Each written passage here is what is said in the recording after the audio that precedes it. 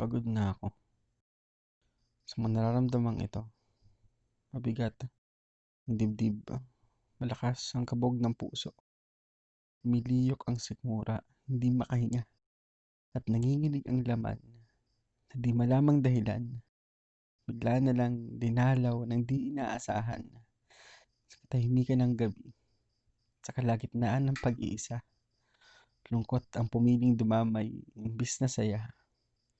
Umaagos ang mga luha, masakit ang nadarama hanggang kaluluwa. Pumipihit, umiikot, lumilibot sa kasulok-sulukan ng aking diwa, tila inuungkat ang mga laalang pinipilit tabunan, mga damdaming dinais kalimutan pero napatago lang pala sa sisidlan at ngayon sila na ang kumakambyo, nagmamaneho, sa isipang litong-lito, tila nalasing sa pansamantalang saya. Kaya, nung natapos na ang mga tawanan, ay doon tumama ang sakit ng ulo. Ang sakit sa puso, kumikirot, pinipilipit, tila may nais umalpas, lumabas, kumawala, magwala dahil wala nang magawa. Parang ginagapos ng di nakikitang tanikala at ngayon nakapiring na din, madilim, tulad ng mundong ginagalawan. Maraming karamdaman, kasalanan, kawalan ng hustisya, kawalan ng kasamang lumaban, madaling mahusgahan, hinuhugasan nila ang kanilang mga kamay. Damay-damay, humihiwalay, lumalayo na ang sarili ko, tila nahahati ako sa 2, 3, 4, pira-piraso, sira-sira. Sila-sila lang nakakapagsalita na sapat ang mga salitang saulado na kinopya lang kung kanino.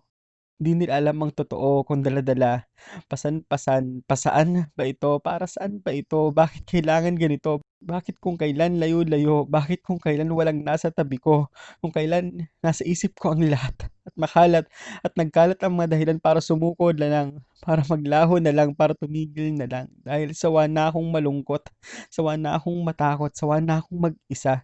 Sawa na akong maramdaman na di ako mahalaga, baka sakaling sa aking libing malaman kung sino nagmamahal talaga. Pero hanggang dito na lamang ba? Ito na lamang ba ang dahilan ng pagkabuhay? Ang magdusa, ang magduda, ang umasa sa wala. Ito na lamang ba ang meron sa buhay? Lungkot, takot, kirot, takot, hindi sana. Hindi yata, hindi daw. Dahil sabi niya, anak, may pag-asa ka pa. Pwede kang makadama. Pwede kang magtanong, pwede kang magduda, naiintindihan kita. Pwede kang umiyak dahil ramdam mo ang pagkawasak at dadamayan kita. Hindi ko tinawid ang dagat para lang isipin mo na mag-isa ka, kumapit ka pa.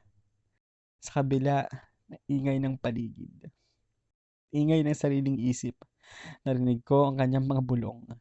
Sigurado, mahinahon, nakakapag-ahon sa akin.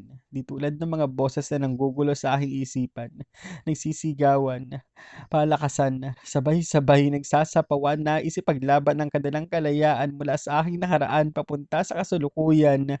Pero iba na ngayon. Ayoko nang maging alipin sa mga kasinungalingan ng mga problemang wala naman dyan.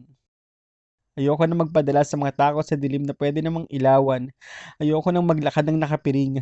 Aking tatanggalin maging ang mga kadena ng marurupok na mga damdamin. Hindi ko napapakinggan ang mga akusasyon ng mga dating pagkakamali. Ngayon maalam na akong pumili at pipiliin kong pakinggan ang tinig ng pag-ibig na walang hanggan at dadamhin ko ang mga yakap ng pagmamahal na walang kondisyon. Nahahayaan kita, Panginoon, na punasan ang aking mga luha at pawiin ang lungkot na nadarama.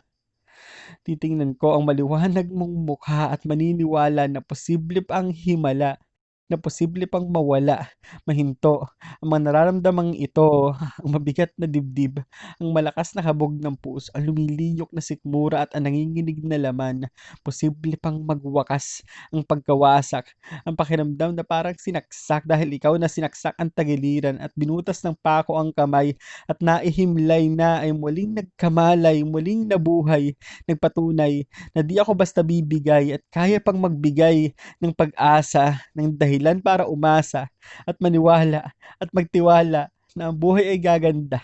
Kahit tila may sakuna, maaari tayong huminga dahil mahaba man ang gabi, darating pa rin ang umaga. Di tayo nag-iisa. Umasa lang sa kanya.